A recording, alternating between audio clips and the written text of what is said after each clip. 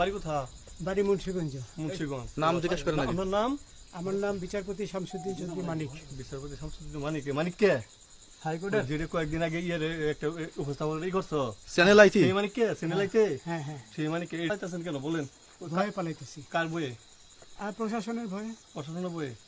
ওই একটা মেয়ে যে বলছিলেন যে ইয়ের বাচ্চা, দীপ্তি চৌধুরী। ওইটা আমি খবর চাইছি। নামটা আমি বলি আপনাকে, আমি এই যে দেখেন, আমি হ্যাঁ।